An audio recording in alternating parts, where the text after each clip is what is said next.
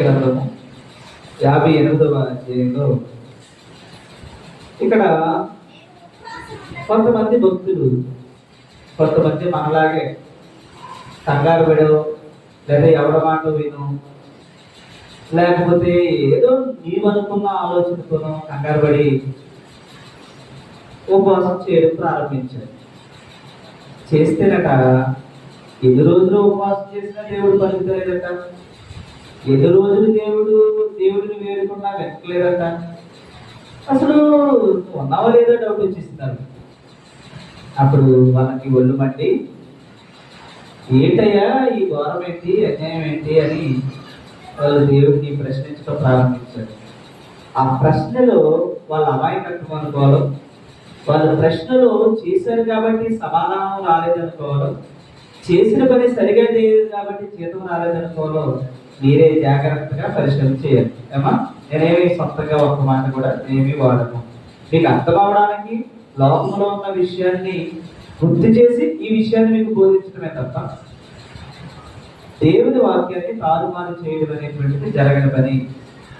ఏమా, గుర్తుపెట్టుకోండి. అక్కడ ఏంటంటే, మేము అనగా ఎవరైతే ఉపవాసం చేస్తున్నారో, తప్పుడుగా ఉపవాసం చేస్తున్నారో వాళ్ళు మేము ఉపవాసం ఉండగా నీవెందుకు చూడవు క్వశ్చన్ అనమాట. ఎవరిని అడుగుతున్నారు? దేవుడిని. మేము ఉపవాసం ఉన్నాం, నువ్వు ఎందుకు చూడవయ్యా అని అడుగుతున్నాం. న్యాయమే కదా, ఉపవాసం ఉన్నప్పుడు దేవుడు చూడాలి కదా. చూడట్లేదట, దేవుడు చూడట్లేదట, కానీ ఉపవాసం ఉన్నారట. ఈ లోకంలో కూడా చూడండి, ఉపవాసం ఉంటున్నారు కానీ దేవుడు చూడట్లేదు.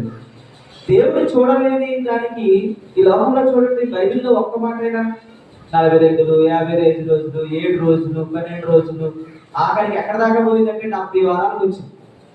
ఇక రానున్న రోజుల్లో 90 వారాలు, 120 వారాలు ఇవి కూడా వచ్చేస్తాయి. ఎవడైనా 120 వారాలు ఉపవాసం ఉంటే ఉంటాడా? కానీ 1 గ్రాము కూడా తగ్గుతలేదు. 1 గ్రాము కూడా మనిషి తగ్గట్లేదు. కానీ చేస్తున్న ఉపవాసం 70 వారాలు. అసలు పాస్టర్ గారు అయితే మొత్తానికి 1/4 గ్రాము కూడా తగ్గుతలేదు. విశ్వాసాలు అక్కడక్కడ ఉన్న వాళ్ళు కళ్ళు తిరిగి పడుతున్నారు, కానీ ఏమో అలాగ మనుషుల్ని మాయ చేసేస్తున్నారు సొంతంగా. ఎవడైనా ఒక చిన్నవాడు చెప్తారు మీకు, ఎవరైనా ఈ రోజున నువ్వు 10వ తరగతి పరీక్ష రాస్తున్నావు అంటే ఈ రాత్రికి 2 రోజులకి ఉపవాసం ఉండి ప్రార్థన చేస్తే పరీక్ష రాస్తావా? ఏమా, ఉపవాసం ఉంటే పరీక్ష రాస్తావా? ప్రిపేర్ అయితే పరీక్ష రాస్తావా? మళ్ళీ 10వ తరగతి వాళ్ళందరికీ ఉపవాసం. రేపు ఎగ్జామ్ ఉందనగా ఈ రోజు అందరూ కూడా 10వ తరగతి వాళ్ళందరికీ ఉపవాసం. అసలు అర్థమమ్మా, ఒక సేవకుడు చేయాల్సిన పనేనది. 10వ తరగతి పరీక్ష కోసం ఉపవాసం ఉండి ప్రార్థన చేయమని దేవుడు నీకు చెప్పాడు. నువ్వు దేవుడి పని చేస్తున్నావా, దేవుడి పని చేస్తున్నావా? నిజమేకి ఇంకొక దానికి ఎగ్జామినేషన్స్ రా. పైగా లవరాత్రులు ఒకడో పాస్ అయితే దేవుడు మహాకృప అద్భుతం చేశాడు. మరి స్టేట్ ఫస్ట్ ర్యాంక్ వచ్చింది 10th లో. మరి ఆడినవాడు ఏం చేశాడు? వాడేవో ఎక్కడున్నాడు ఉపవాసం? నువ్వు దేవుడిని ఆహ్వానిస్తున్నావా, లేదా దేవుడిని విలువను పెంచుతున్నావా? అట్లా నేను పాస్ అయ్యాడు ఇక్కడ, వాడైతే స్టేట్ ఫస్ట్ వచ్చాడు, మరి ఆడేమో ఉపవాసం చెప్తున్నావు. కాబట్టి అంతా మనుషులు మాయ చేసేస్తున్నారు అన్నమాట. ఏమా, అందుకని ఇలాంటి ఉపవాసాలు మళ్ళీ చెప్తున్నాను, తిక్కర ఉపవాసాలు మిమ్మల్ని పాడు చేస్తాయి. మనుషులు నమ్మకండి మీరు ఎవరు. అందుకని ఎవరు కూడా అలాంటి వాళ్ళే మేము ఉపవాసం ఉండగా నీవు ఎందుకు చూడవు అని అడుగుతున్నాను. పైగా మేము మా ప్రాణములను ఆయాసపరుచుకుంటుండగా 1 రోజు, 2 రోజులు, 3 రోజులు పాపం అన్నగడ్డం మానేస్తే ఆయాసం రాకపోతే ఏమొస్తుంది? అన్నగడ్డం మానేస్తే ఎవరికైనా ఆయాసం, నీరసం, పొద్దున్న టిఫిన్ తినడం వరకు, లేకపోతే మధ్యాహ్నం భోజనం మానేసేంత వరకు బాగానే ఉంటాం. సాయంత్రం భోజనం దగ్గరికి తెలుస్తుంది, ఆయాసం మొదలవుతుంది, ఆలోచన మొదలవుతుంది. అప్పుడు ఏం చేస్తామంటే జ్యూస్ తాగేసి పర్లేదంట అన్నగా వస్తాం, జ్యూస్ తాగేస్తాం, టీ తాగేస్తాం, మజ్జిగ తాగేస్తాం, మజ్జిగ తాగేస్తాం, అన్నీ తాగేసి నువ్వు సరిపెట్టేసుకుంటావు ఉపవాసం కదా అని. ఒకవైపు నుంచి సీరియల్ ఆగు, ఒకవైపు నుంచి నీ పనులు ఆగు, ఒకవైపు నుంచి నీ మాటలు ఆగు, నీ నోరు అసలే ఆగలేదు. అది నువ్వు ఉపవాసం అనుకుంటున్నావు అనమాట. సో ఇలాంటివి చేసి వాళ్ళు ఏమంటారంటే మేము ఆయాసపరుచుకుంటున్నాం, కానీ నువ్వు ఎందుకు లక్ష్య పెడతలేదు అసలు? దేవుడయ్యా, ఇదే దేవుడు అయ్యా, అసలు లక్ష్య పెడతలేదు మమ్మల్ని. నా ప్రాణం ఆయాస పడిపోతుంది ఉపవాసంతో, ఇది చేస్తున్న ఈ దీక్షను బట్టి నేను ఆయాస పడిపోతున్నానే, ఎందుకయ్యా నా వైపు చూడట్లేదు, నన్ను లక్ష్య పెట్టలేదు నువ్వు అంటున్నారు అనమాట. అని మళ్ళీ అంటున్నాడు. అని మీరు అంటారు, ఎందుకంటే నేను అలాగే మిమ్మల్ని పట్టించుకోను, మీరు ఉపవాసం ఉంటారు కానీ మీ వైపు నేనేమి చూడను. మీ ఉపవాస దినమున ఆన్సర్ చెప్తున్నాడు అనమాట. అసలు మీరు ఉపవాసం ఉంటున్నప్పుడు నేను ఎందుకు చూడనంటే, ఎందుకు లక్ష్య పెట్టనంటే, ఎందుకు మీ మాట విన్నంటే, మీరు ఉపవాస దినాన మీ పనులు మీరు వ్యాపారాలు మీరు చేసుకుంటారు కాబట్టి. ఆన్సర్ ఏంటమ్మా? ఎందుకు విన్నట్టు దేవుడు ఉపవాసం చేసినప్పుడు ఏం చేయకూడదట? వ్యాపారాలు చేసుకుంటారు. ఈరోజు పనులకు వెళ్ళాను ఎంతమంది? ఈరోజు ఇంటి దగ్గర మీ పనులు చక్కబెట్టుకున్న వాళ్ళు ఎంతమంది? మీ పనులు మీరు చక్కబెట్టుకుని మీకు లాభదాయకమైన పనులు చేస్తూ, వంటలు చేసుకుంటూ, ఇంట్లో పనులు చేసుకుంటూ అన్నీ చేసుకుని మీరు ఉపవాసం ఉంటున్నారే, అందుకే నేను మీ వైపు చూడట్లేదు, అందుకే మీ మాటలు నేను లక్ష్య పెట్టట్లేదు అంటున్నాను. ఉపవాసం చేయడం అనే విషయం దగ్గర ఏం చేయకూడదు? వ్యాపారాలు, లాభదాయకమైన పనులు ఏమి కూడా మీరు ఏ పని చేస్తుంది? ఉద్యోగం అయితే ఉద్యోగం, వ్యాపారం అయితే వ్యాపారం, కూలి పని అయితే కూలి పని, ఇంటి పని అయితే ఇంటి పని, ఏదైనా ఆగాలా వద్దా? ఉపవాసం అంటే అన్నీ ఆగిపోవాలి. కానీ మీరు వ్యాపారం చేసుకుంటారు కాబట్టి నేను లక్ష్య పెట్టలేదు.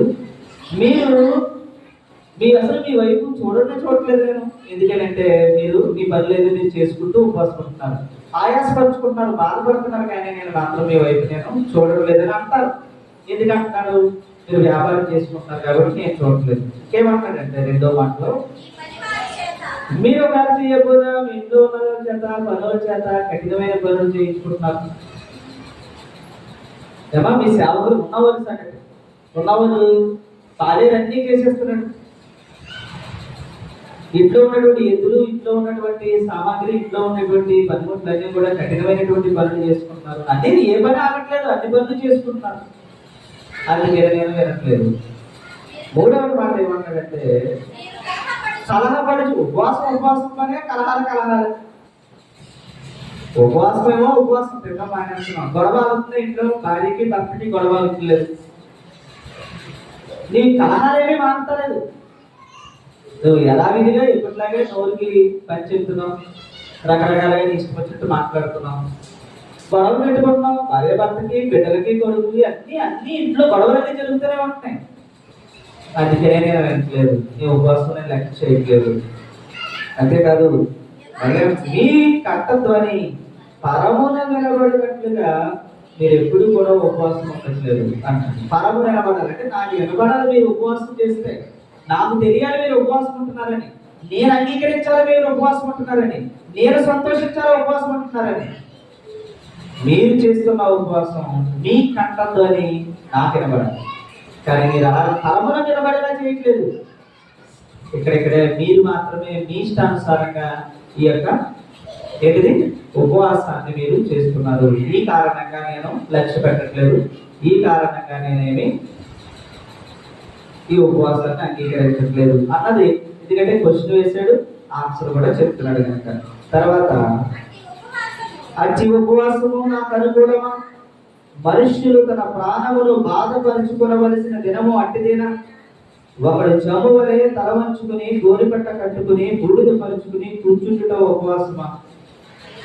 అంటే పైన ఒక ట్రెడిషనల్ లుక్. ఏది ఉపవాసం అంటే కొంచెం వేషధారణ, ఉపవాసం అనేటువంటి విషయం, కొంచెం ఈరోజు ఉపవాసం ఉందని కొంత లుక్, వే ఆఫ్ లుక్ మార్చుకుంటూ ఉంటాం. మొక్కలు వికారంగా పెట్టుకోవడం కానీ, లేకపోతే కొంచెం దీనంగా పెట్టడం కానీ, కన్నీటితో ఏదో మనం అలా చేస్తున్నట్టుగా కానీ, ఇలాంటివన్నీ కొన్ని మనం చేస్తూ ఉంటాం. ఉపవాసం అనగానే ఒక అవుట్లుక్ మనకు ఒక రకంగా వస్తుంది. అలాగ మీరు కూర్చోవడం నాకు ఇష్టమైన ఉపవాసమా అని అడుగుతున్నారు. ఏమన్నా ఇది మీరు జాగ్రత్తగా పరిశీలన చేయండి. అసలు ఉపవాసం అనేటువంటి దానిని దేవుడు చెప్తున్నటువంటి ప్రకారం ఎలా చేయాలి, ఏం చేయకూడదు, ఏం చేయాలి అన్న విషయంలో ఇందులో మీరు నేర్చుకున్న పాఠం ఏది ఏమా? ఇందులో మీరు నేర్చుకున్న పాఠం ఏది? మీ పనులేవి మీరు చేయకూడదు, మీరు ఇంట్లో గొడవలు పెట్టుకోకూడదు, ఇంట్లో మీ పనుల చేత కూడా ఏ పనులు చేయించుకోకూడదు, పరమున దేవునికి కంటతోనే వినబడేటట్టుగా మాత్రమే మీరు ఉపవాసం ఉంటారు. ఇది తప్ప మీరు ఏం చేసినా మీ ఉపవాసాన్ని నేను అంగీకరించను అని ఆ అధ్యాయంలో దేవుడు మనకు చెప్పాడు. ఇంకా చాలా విషయాలు ఉన్నాయి. అలాగే 11వ విషయంలో కూడా 11వ వచనంలో కూడా ఏమని చెప్తున్నారంటే, వ్యాపారం చేయకుండా నాకు ప్రతిష్ఠితమైన దినమైనది ఓడముడిని ఎడల విశ్రాంతి దినమును మనోహరమైనదిను యెహోవాకు ప్రతిష్ఠిత దినమైన ఘనమైనదని అనుకుని దాన్ని ఘనముగా ఆచరించిన నీకు ఇష్టమైన, ఈ మాట మాత్రం మీరు అండర్లైన్ చేసుకోండి, నీకు ఇష్టమైన పనులు చేయు. నీకు ఇష్టమైన పనులు ఉంటాయి, అలాగే నీకు ఇష్టమైన పనులన్నిటినీ చేయబోయు, వ్యాపారం చేయము, లోక వార్తలు చెప్పుకోకూడదు. ఏం చెప్పుకోకూడదు? మీరు లోకంలో జరిగిన విషయాలన్నీ చెప్పుకున్నారా? ఉపవాసం ఉంటారు కానీ ఏం చెప్పుకుంటారు? లోకంలో జరిగినటువంటి వార్తలన్నీ, అది కాదు ఎలాగంట అలా అంటారు, ఇక్కడ ఇలా జరిగిందంట, అది ఎలా జరిగిందంట, ఇజ్రాయెల్ మీద ఇరాన్ యుద్ధం చేస్తుందంటే, ఇరాన్ మీద ఇజ్రాయెల్ యుద్ధం చేస్తుందంటే, ఇలా ఏవో రకరకాల కబుర్లు మనం చెప్పుకుంటాం. ఉపవాసం ఉన్నప్పుడు లోక వార్తలు కానీ, వ్యాపారం కానీ, ఇష్టమైన పనులు కానీ ఏమి చేయకూడదు. అది ప్రతిష్టతగా నువ్వు దేవుడికి చేస్తున్నటువంటి ఉపవాస దీక్ష. ఇలాగా కొన్ని విషయాలు, కొన్ని పద్ధతులను దేవుడు చెప్పాడు. ఇప్పుడు ఏమేం చేయకూడదు మీరు చేసినప్పుడు? ఇవన్నీ చేయకుండా జాగ్రత్త పడాలి. అది ఉపవాసం అనేటువంటిది. పైగా ఇంకొక మాట ఏంటంటే, మత్తయి సువార్త 6వ అధ్యాయం 16వ వచనం ప్రకారం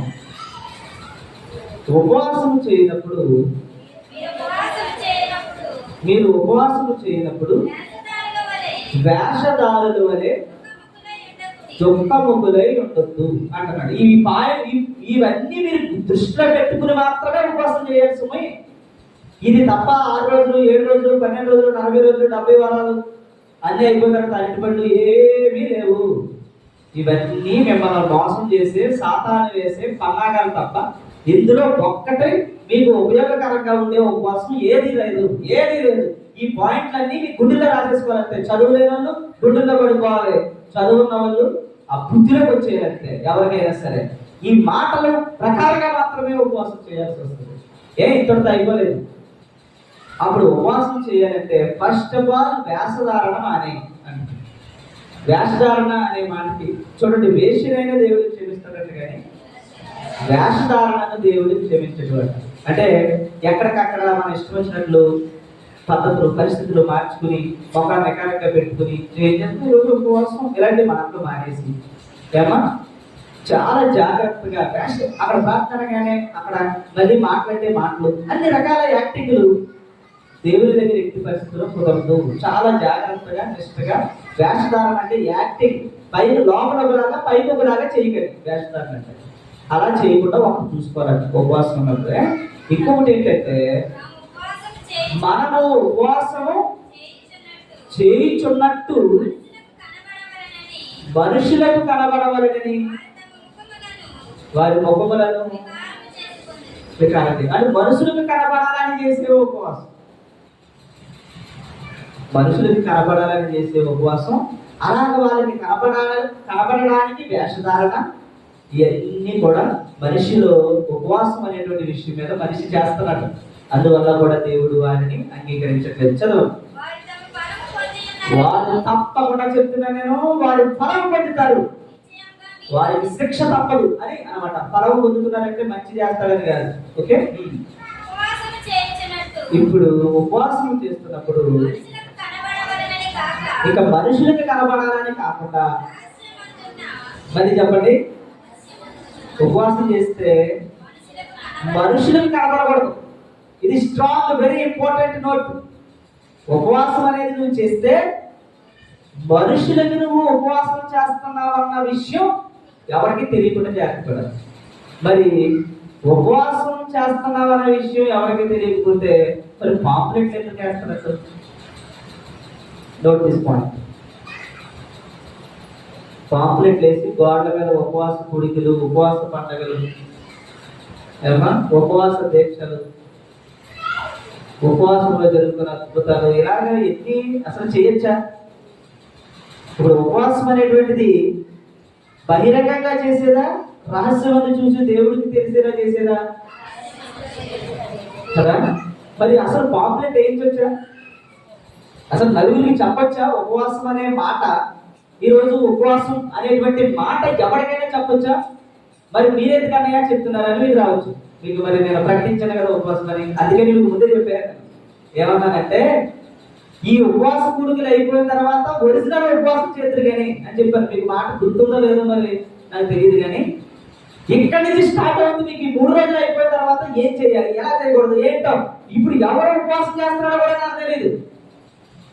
రహస్యమందు చూసి దేవుడికి తప్ప ఉపవాసం ఉంటున్నానన్న సంగతి 3వ గంటకి తెలిసే అవకాశం లేకుండా చేయాలి.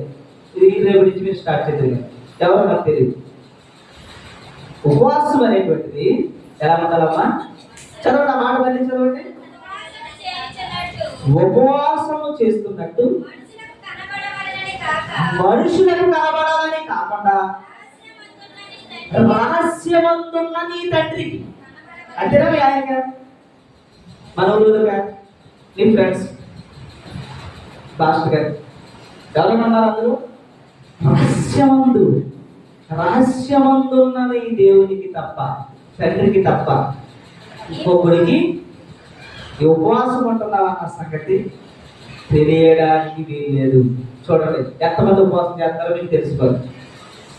ఇన్ని రోజులు జరుగుతున్న ఈ ఉపవాసం ఇక వేక 30 రోజులు, 40 రోజులు, 50 రోజులు, 70 రోజులు, ఈ వారాలలో చేస్తున్న ఉపవాసాలన్నీ ఎంత దేవునికి విరుద్ధమో ఒక్కసారి మీరు ఆలోచించేయండి. మత్తయి సువార్తలో యేసు ప్రభువులో కొత్త నిబంధనలో యేసు ప్రభు చెప్తున్న మాటలు, బాప్టిస్ట్ చెప్తున్నటువంటి మాటలు, రాస్తున్న స్వయంగా యేసు ప్రభు బాధ చెప్తున్నటువంటి మాటలు అవి. ఏంటో తెలుసా? రహస్యమందు చూచు నీ తండ్రికే కనబడవాలనేది తప్ప నీవు ఉపవాసము చేయనప్పుడు. మళ్ళీ ఇంకోటి చెప్పండి, ఉపవాసం చేసినప్పుడు ఏం చేయాలట? తల అంటుకోవాలట. ఇందులో ఉపవాసం చేస్తున్నటువంటి మీరు అందరూ తల అంటుకున్నారా? అంటే తలస్నానం చేశారా? తలస్నానం చేశారు లేదమ్మా? ఓకే, తల అంటుకోవాలట. అంతేకాదు ముఖం కడుక్కోవాలట. ఎందుకంటే ఎందుకు చేయాలి? చక్కగా వీలైతే కొంచెం పౌడర్, ముఖం కడుక్కుని ఏమేయాలి? ఫేస్కి కొంచెం పౌడరు, కొంచెం అందంగా చక్కగా రెడీ అయ్యి తలస్నానం చేసి ఏంటంట ఆశపడే దేవుడు. ఉపవాసం అంటే వికారంగా కదా ఉండాలి. ఉపవాసం చేస్తున్నప్పుడు ఏ మనిషి అయినా ఎలా ఉండాలి?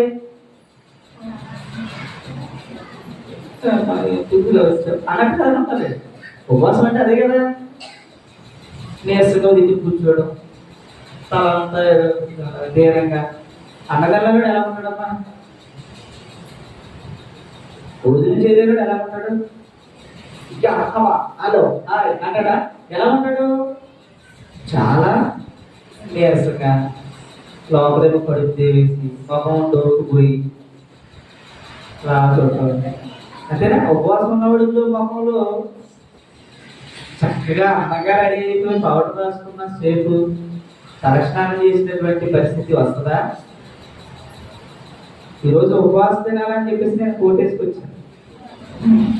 ఏంటిది ఉపవాసం తినడం అంటే? ఒక గెటప్, వైట్ డ్రెస్, ఒక పద్ధతి, ఒక క్రమం, ఒక చేతుల పైకి ఒక వేషాన్ని తీసుకురావాలేమో కదా. అసలు ఇప్పుడు ఎవడన్నా నేను ఉపవాసం దీక్షలో కూర్చున్నాను అన్నట్టు ఉంటుందానికి? అసలు వాడికి సెన్స్ వస్తుందా ఇది ఉపవాసం ఉన్నాడని? ఉన్నానో లేదో అది దేవుడికి తెలుస్తుంది. అందుకని మనం ఏం చేయాలట?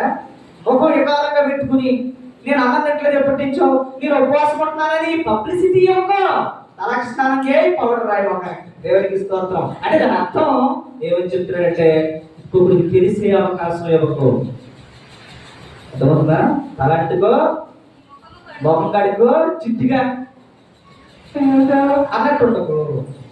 నువ్వు చేస్తున్నావన్న సంగతి, ఉపవాసం ఉంటున్నావన్న సంగతి రహస్యవంతు చూచు నీ దేవునికి తప్ప ఎక్కడికి ఎప్పటికీ తెలియకుండా జాగ్రత్త పడు. నీరసకున్నామంటే అడుగుతాడు, అడగ అలా నీరసకున్నాం అన్నం లేదా చెప్పిదేమన్నా పోతే జడ్జగా చెప్తావా? ఎందుకు చెప్పకూడదు అన్నాడు, చెప్పకూడదు అన్నాడా? ఇంక నువ్వు చెప్పకుండానే చెప్పేస్తున్నావు అన్నీ. ఉపవాసం ఉపవాసం అని తెలిసిపోయింది. ఇంకా రహస్యం అంతా చూసి నీ దేవుడు ఏమిస్తాడు నీకు? నువ్వు చెప్పేస్తున్నావు, నీ మొహంలోనే యాక్టింగ్ చేసుకోవాలి. అందుకని మొహం కట్టుకుని చూడండి. ఒక్కొక్కసారి భర్తకు తెలియకుండా భార్య ఏడుస్తుంది అనుకోండి, ఎప్పుడైనా ఏదో కారణంగా, ఏమా ఏదో కారణంగా ఏడుస్తుంది భార్య. ఏడుస్తుంటే కానీ ఆ విషయం ఏదో కూతురో కొడుకో ఏదో తప్పు చేశాడు అనుకోండి, అది వాళ్ళ నాన్నగారికి ఆ విషయం తెలియదు. తెలిస్తే చాలా పెద్ద గొడవ అయిపోతే కుట్టేస్తాడని వాళ్ళ అమ్మకి అప్పుడు దాకా ఏడిసి ఆ నాన్న వచ్చేస్తాడు అనేసరికి అన్ని మొహం అంతా తెచ్చేసుకుని ఏడికి వచ్చారేంటి అంటారు అనమాట. అంటే దాని అర్థం ఏంటి? అదే ఎలా చెప్తున్నారు కూడా అలా ఆయన రాగానే ఏమైంది అని అడుగుతాడు. అక్కడ ఏమైంది అని అడుగుతాడు. ఏమైందంటే ఏం చెప్పను అలా చెప్పకపోయినా ఏదో పక్కకి ఎప్పుడైతే పోతున్నావో ఇలాగ అసలు ఏం జరిగింది అంటాడు. అప్పుడు ఏం జరిగిందంటే ఏం చెప్పను దాన్ని అడిగడతావు. అప్పుడు చివరికి మొత్తం విషయం చెప్తాడు. నీ యాక్టింగ్ వల్ల ఒక వ్యక్తికి తెలియని అడుగు తెలియజేసేలాగా నీ వేషధారణ, నీ గెటప్, నీ సెటప్, నువ్వు చేసే పనులు, నీ విద్యలు, నువ్వు చేసిన అన్నీ ఒక వ్యక్తిగా విషయం చూపిస్తుంది. అందుకని ముందు అర్జెంటుగా నువ్వు ఏం చేయాలంటే ఉపవాసం ఉన్నప్పుడు ఏర్పాటు చేయి. ఏమా చక్కగా నీట్గా మొహం కడుకో, ఏమి తెలియనట్టు నువ్వు ఉపవాసం ఉంటున్నావు అన్న సంగతి దేవునికి తప్ప ఇంకా మనిషి అన్నవాడికి ఒక పురుగు కూడా తెలియకుండా దీన్ని నువ్వు జాగ్రత్త పడిపో. ఇదే కర్మ. పాంప్లెట్ వేస్తాం, పాంప్లెట్ వేసి ఉపవాస దీక్ష రండి అని గోడల మీద వేస్తుంటే నువ్వు ఉపవాసం చేస్తున్నావు అన్న సంగతి మొత్తం అందరికీ చెప్పేస్తుంటే అది ఎలా ఉపవాసం అవుతుందో ఒక్కసారి మీద. పైగా అది ఒక రోజా 2 రోజుల 40 విశ్వ ప్రభు ఉన్నాడు కదా, ఒక్కసారి 40 రోజులు ఉండమని అందరూ నా పరివేక్షణ ఉండమనంటే ఒకరు పెద్దగా చెప్తాను. మొత్తం 3 రోజుకో 4 రోజుకో గ్లూకోజ్ డెవలప్ పెట్టి మొత్తం పెరిగి మొత్తం దానాలు ఎట్టేస్తారు 7వ రోజు. అర్థమవుతుందా? 40 రోజులు నువ్వు చేసేస్తున్నావా?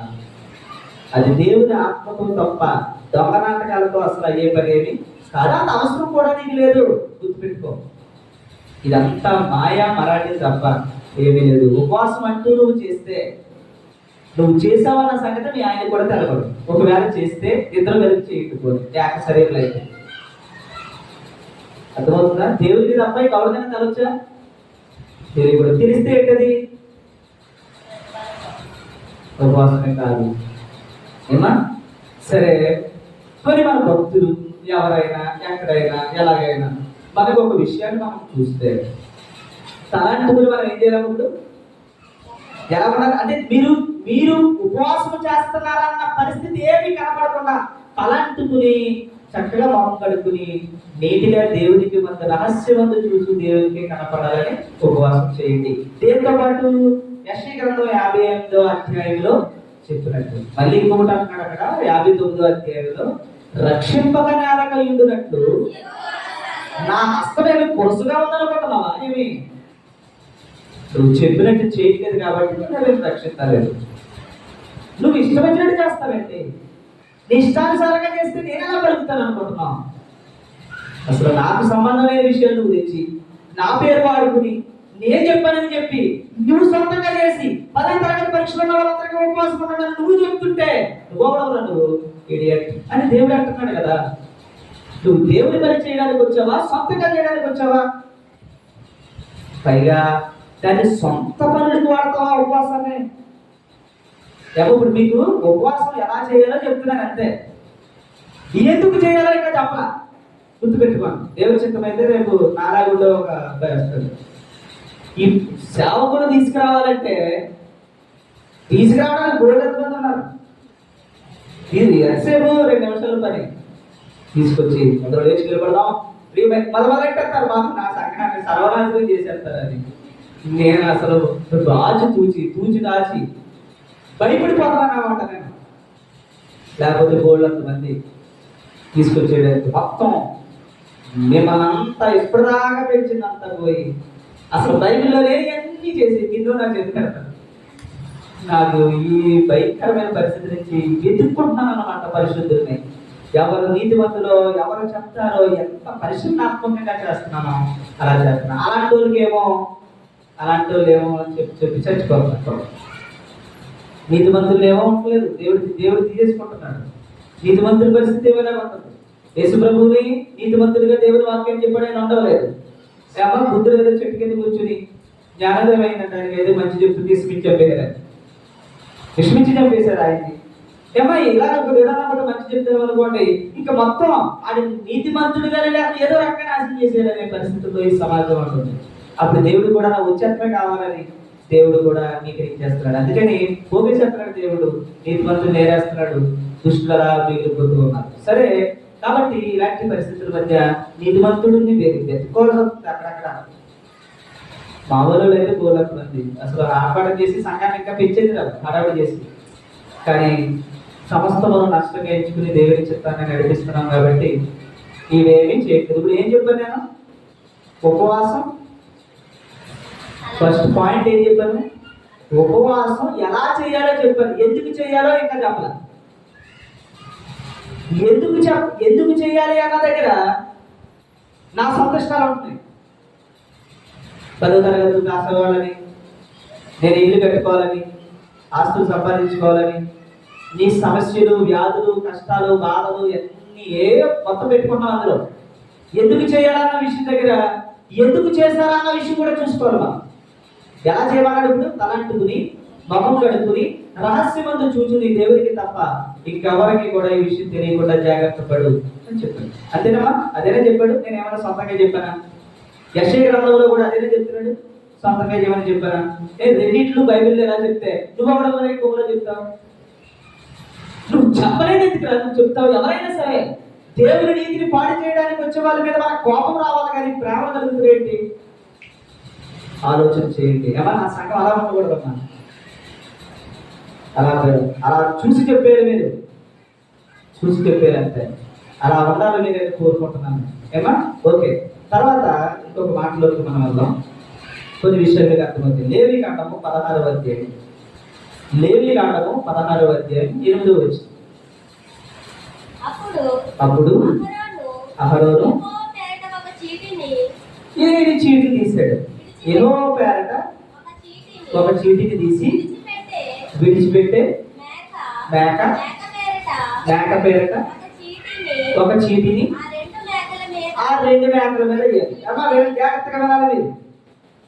మీకు ఇక్కడి నుంచి వస్తే కానీ ఆ విషయం అర్థం అవ్వాలంటే ఇక్కడికి వచ్చారు. దేవుని యొక్క సేవకులు ఎదుట 2 మేక పిల్లలు తెచ్చారు. 2 మేక పిల్లల మీదకి 2 సీట్లు తెచ్చారు. సీట్లు తెచ్చి వాటి మీద ఒక దాని మీద ఒక సీటు, ఒక దాని మీద ఒక సీటు వేసారు.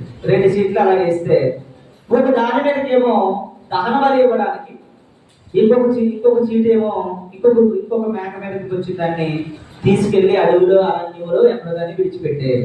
ఈ 2 ఎందుకు వేశారు? ఒకటి దహన బలికి, ఇంకొకటేమో ఈ 2 తెచ్చిన మేక పిల్లల్లో ఏది దహన బలి ఇవ్వాలి, ఏది అరణ్యంలో విడిచిపెట్టేయాలి. దీనికి ఎవరు చెప్తారు? ఎవరైనా ఏమైనా చెప్తారు? ఒకవైపు నుంచేమో అందరూ ఉపవాసం అన్నారు. అందరూ ఉపవాసం ఉండి వాళ్ళు ఏం చేస్తున్నారంటే, చదవమ్మా. చీటి పడును ఆ మేకను అహరోను తీసుకుని వచ్చి పాప పరిహారార్థ బలిగా అర్పించారు. దాన్ని విడిచిపెట్టుట ఏ మేక మీద అయితే దానిని విడిచిపెట్టేస్తామో అదే చీటి పడును. ఆ చీటి పడుతుందో దాని వలన ప్రాయశ్చిత్తము కలుగునట్లు దాని వలన ప్రాయశ్చిత్తము కలుగునట్లు దానిని అరణ్యములో విడిచిపెట్టుటకై అరణ్యములో విడిచిపెట్టుటకే యెహోవా సన్నిధిని యెహోవా సన్నిధిని దానిని ప్రాణముతోనే ఉంచవలెను. ప్రాణముతోనే ఉంచాలి. అప్పుడు అహరోను పాప పరిహారార్థ బలియగు ఆ కోడని తీసుకుని వచ్చి తన నిమిత్తమును దేవునికి స్తోత్రం. ఇంకా 8 పైనుంచి కూడా మీరు చూస్తే అందులో మీకు తెలుస్తున్న విషయం ఏంటంటే అమ్మా, సంఘం అంతానేమో ఏం చేస్తున్నారు? ప్రార్థన చేస్తున్నారు. ఏమని ప్రార్థన చేస్తున్నారు? ఉపవాసం నుండి వాళ్ళు మమ్మల్ని క్షమించండి పాప. ఎందుకంటే ఇక్కడ పాపానికి ప్రాయశ్చిత్తంగా గొర్రె పిల్ల మేక పిల్ల మీద ఏమేశారు? చీటి వేశారు. ఇది మీ పక్షాన, మీ అందరి పక్షాన, మీ పాపపు ప్రక్షాళన నిమిత్తమై మీ కొరకు దహన బలిగా అది అర్పించడానికి దేవుడు ఏర్పడు. మరి ఇంకొకటి, అరణ్యములో దీనిని విడిచిపెట్టడానికి. అరణ్యములో విడిచిపెట్టడం ఏంటి అంటే, ఏ పాపములైతే దేవుడు క్షమించాడో, ఏ పాపములైతే క్షమించాడో మీకు ఇక ఎప్పటికీ ఆ మేకపిల్లని చూడవు నువ్వు. ఆ మేకపిల్లని ఎప్పుడు చూడవు, అరణ్యంలో విడిచిపెట్టేస్తాడు. అలాగే దేవుడు మీరు చేసినటువంటి పాపములను మీ ద్వారా దహన బలి జరిగితే మీ పాపాలను నేను ఎప్పటికీ గుర్తు చేసుకోవాలని ఆ మేకపిల్లని అరణ్యములోకి విడిచిపెట్టేస్తాడు అన్నమాట. ఎప్పటికీ కనపడదు. అంటే దేవుడు కూడా మీరు చేసిన పాపాలను మరలా జ్ఞాపకం తెచ్చుకుని మీకు శిక్షను విధించకుండా మీ పక్షాన దహన బలిని సేవకుల ద్వారా జరిగించడం. అది లేవి కాండంలో జరుగుతున్నటువంటి విషయం. అంటే ఉపవాసం దేరుకున్నారు. ఇప్పుడు మీకు ఎందుకు ఎలా చేయాలని చెప్పా, ఎందుకు చేశారో చెప్పలేదు కదా. ఇప్పుడు ఎందుకు చేశారు అనుకుంటున్నారు మీరు? లేవి కాండం ప్రకారం అది ఉపవాసం ఉండి ఏం చేయాలి మీరు? ఇప్పుడు కాబట్టి మైక్ ఆగిపోయింది. ఏం చేయాలి ఇప్పుడు? వచ్చి ఉపవాసం ఉన్నవాడు చేయాల్సిన పని అది. ఉపవాసం ఉన్నవాడు చేయాల్సిన పని అది.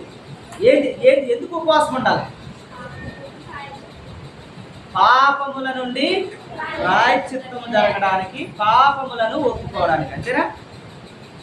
పాపములను ఒప్పుకోవడం,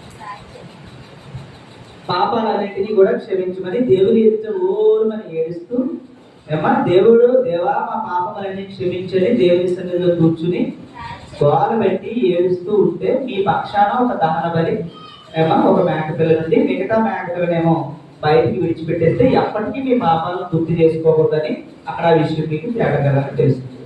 సమూయేలు గ్రంథం, మొదటి సమూయేలు గ్రంథం 7వ అధ్యాయం, మొదటి సమూయేలు గ్రంథం 7వ అధ్యాయం 6వ వచనం. వారు మిస్పాలో కూడుకుని అమ్మా నీళ్లు తోడుకుని ఏం చేశారంటే, మిస్పాలో వాళ్ళందరూ కూడుకున్నారట. మిస్పా అనేటువంటి ఒక ప్రాంతంలో కూడుకుని సన్నిధిలో కూర్చుని వాళ్ళు ఏం చేశారంటే, వస్తూ ఖాళీగా రాకుండా ఏం తెచ్చారు? వస్తాను నీళ్లు చేదుకుని. అంటే నీళ్లు చేదుకుని అంటే ఏంటి? నూతిలో నీళ్లు తోడుకుని వచ్చి యెహోవా సన్నిధిలో కుమ్మరించారు. జాగ్రత్తగా వినాలి. ఏం చేశారు వాళ్ళు? యెహోవా సన్నిధిలో నీళ్లు తెచ్చి కుమ్మరించారు. పత్రమందరికి వచ్చేసరికి ఏమంటదంటే, దేవుని సన్నిధిలో నీళ్లు కుమ్మరించినట్లు కుమ్మరించు అంటారు కదా మనం. ఇప్పుడు నీళ్ళ కుమ్మరించినట్లు కుమ్మరించాల్సింది ఏది? ఏం కుమ్మరిస్తావు? నీళ్లు కుమ్మరించడం ఏంటి? నీళ్లు కన్నీటికి సాదృశ్యంగా నీ పాపముల నిమిత్తమై దేవుని సన్నిధిలో నువ్వు చేసినటువంటి ప్రతి పాపమును ఒప్పుకుని అది నీళ్లు కుమ్మరించినట్లుగా యెహోవా సన్నిధిలో కుమ్మరించారు. కుమ్మరించి చదువు. ఆ దినము ఉపవాసం ఉండి యెహోవా దృష్టికి మేము పాపాత్ములమని ఒప్పుకొనిరి. చప్పట్లు కొట్టి దేవుని నామాన్ని మహిమపరచండి. ఉపవాసం ఎందుకు? మీ పాపములను ఒప్పుకుని దేవుని ఎదుట నీళ్ల కుమ్మరించినట్లు మీ పాపపు బ్రతుకుని మీ జీవితాన్ని ఒప్పుకుని నీళ్ల కుమ్మరించినట్లు కుమ్మరించడానికే ఉపవాసం ఉన్నారు. రైట్ అన్నా? రైట్ అంటారా కాదంటారా? ఇప్పుడు ఉపవాసం ఎందుకు ఉంటున్నాం? ఇప్పుడు ఉపవాసం ఎందుకు? వ్యాధులు పోతాయని, జాబులు రావాలని, లేకపోతే 10వ తరగతి పాస్ అవ్వాలని, కష్టాలు పోతాయని, ఇబ్బందులు పోతాయని ఇవ్వా. ఉపవాసంలో నువ్వు చేయాల్సిన పనులు ఎందుకండి మధ్యలో అవి తగిలించావు ఎందుకు నువ్వు? అసలు అవి తగిలించవచ్చా? దేవుడు అన్నాడు, నాన్న మీ అక్కరలేంటో మీ అవసరాలు ఏంటో నాకు తెలుస్తున్నాను. మీకు ఏం కావాలో, మీకు ఏమేమి అవసరతలు ఉంటాయో నాకు తెలుస్తున్నానా. మీరు అడగక మునిపే నేను సిద్ధం చేస్తాను కదా దేవుడు. నువ్వు అడిగితే ఏమడుగుతావు? నువ్వు అడిగితే ఏమడుగుతావు దేవుడిని? నువ్వు ఇల్లు అడుగుతావా? ఏమడుగుతావా? నువ్వు దేవుడు నువ్వు అడిగితే ఈ జీవితానికి నీకు ఏం తెలుసు అని అడుగుతావు. అదే దేవుడు ఇస్తే నీకు ఏమిస్తానో తెలుసా? పరలోకం కూడా వదిలేయండి, మనం ఎలాగో పరలోకానికి సంబంధించిన విషయం అడుగుతున్నాం, అసలు దాని మీద ఉండమన్నాడు దేవుడు. కానీ ఈ శరీర సంబంధమైన విషయాల కోసం నేనేమిస్తానో చెప్తున్నాడు. ఏమన్నాడంటే నీకేం కావాలో కాబట్టి ఏమి తిందుమో జాగ్రత్తగా అన్నమాట. అందరికీ చెప్పామన్నమాట.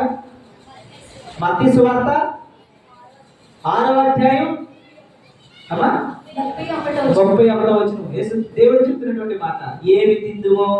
నీ ధ్యాస అంతా ఏది? తిండి కోసమేనా? నీ ధ్యాస దేనికోసం? నా బిడ్డకి ఏం పెట్టాలి, నేనేం తినాలి, రేపు మా బతుకు ఏంటి, మా జీవితం ఏంటి, మనం తినడం కోసం. ఇప్పుడు కోటి విద్యలు దేనికోసం? కూటి కోసమే. ఉద్యోగం చేసిన దానికోసమే. ఏమి సాధించినా దానికోసమే కదా. ఈ జాగ్రత్త కొత్త కోసమేనా? ఈ బ్రతకంతానే ఈ రోజు గురించి వదిలే. నా కూతురు, నా కొడుకు అలా అందరూ తినాలనేనా ఈ జీవితానికి? అందుకని దేవుడు అంటున్నాడు, నాన్న ఉపవాసం ఉండి నా దగ్గరికి నువ్వు వచ్చి ఏమి తింటానో, ఏమి తాగుతానో, ఈ జీవితానికి ఏం కావాలో అవడిస్తావేంట్రా నాన్న. నువ్వు నీ అక్కరలేటో అవసరలేటో నాకు తెలుసు. ఏమి తిందుమో, ఏమి తాగుదుమో, ఏమి ధరించుకుందామో చింతించరా. అన్యజనుల వీటినన్నిటి విషయమై ఇది అంతా ఎవరు చేస్తారో తెలుసా నీకు? నీకు రహస్యం చెప్తున్నాను నేను. ఇది ఎవరు చేస్తారో తెలుసా? దేవుడిని ఎరగనేలోడు చేసే పరిణామం ఇది. దేవుడిని అడిగిన నీవు, నేనేంటో తెలిసిన నీవు, అత్యంత శక్తివంతుడైన నేను నిన్ను పరలోకం ఇవ్వడానికి నేను సిద్ధపాటు చేస్తాను. ఈ సిద్ధపాటులో నీకు అన్నం పెట్టలేదురా, నీకు బట్ట ఎవరైనా, నీకు కావాల్సినవి ఈ జీవితంలోనికి నీకు ఏం కావాలో అవన్నీ నేను ఇవ్వలేనా? ఇవన్నీ మీకు కావాలని దావీదుకి పరలోక రాజ్యంతో పాటు సింహాసనాన్ని ఇచ్చాను కదా, సొలొమోనుకి ఇచ్చాను కదా నాన్న, సౌలుకి ఇచ్చాను కదా. ఎవరికైనా నేను ఇవ్వలేదు. అలా అడగలేదురా నన్ను. అడగకుండానే అన్నీ నేను ఇచ్చాను. నీకు ఏది కావాలో అది నేను ఇస్తాను. నీ ప్రాణానికి ఏది కావాలో. అసలు నువ్వు ఏమడుగుతావు నాన్న? నన్ను ఏమడుగుతావు?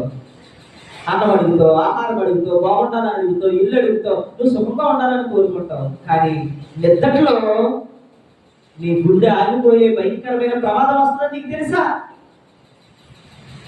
ఈరోజు స్కూల్కి వెళ్తున్నావు, మళ్ళీ తిరిగి రాదని ఆ చెల్లికి తెలుసా?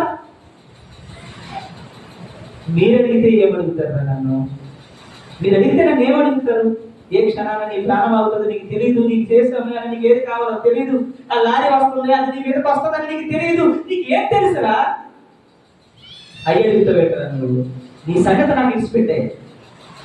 ఏమి తిందుమో, ఏమి త్రాగుదుమో, ఏమి ధరించుకుందుమో అనే చింత నీకు వద్దునన్నా. అది అన్ని జనుల గురించి పరుగులు ఆలోచించుకుంటాడు. రేపు నేను ఏం చేద్దాం, ఏం తిందాం, ఏంటి నా బతికేంటి, ఉద్యోగం ఉంటుందా లేదా, ఇదన్నీ ఆడ ఆలోచించుకుంటాడా? నీకెందుకు నాన్న అని ఎందుకు ఆలోచిస్తాడంటే, దేవుడు తెలియదు కనుక, నేను ఎవరో తెలియదు కనుక, నా శక్తి ఏంటో తెలియదు కనుక, ఈ భూమిని బొమ్మలా తిప్పుతున్నాను అన్న సంగతి అడిగి తెలియక వాడు అడుగుతున్నాడంటే అర్థం ఉందరా? నువ్వు కూడా మరి పైగా ఉపవాసం ఉండి నన్ను అడుగుతున్నావా? తినడం కోసం, తాగడం కోసం, సుఖించడం కోసం నన్ను అడుగుతున్నావు నాన్న అని స్వయంగా మత్తయి సువార్తలో మాట్లాడుతున్న మాటలు, ప్రకటనలో మాట్లాడుతున్న మాటలు. మనం ప్రార్థనలో కానీ ఏ సేవకుడైనా ఎవరైనా సరే ఈ జీవితం గురించే నా దేవుడిని అడిగేది. అమ్మా పాస్టర్ ముందు 3 రోజులు నువ్వు ఉపవాసం ఉండి కనిపెట్టు. ఏం కనిపెడతాడు? ఉద్యోగం గురించి కనిపెట్టాలా, ఆస్తుల గురించి కనిపెట్టాలా, ఆరోగ్యం గురించి కనిపెట్టాలా? ఇదా నేను దేవుడు నేను నేర్పిస్తున్న నీతి? అసలు ఆ మాటలు ఉన్నాయండి అసలు ఉపవాసంలో? నీ సొంతగా కలిపావా?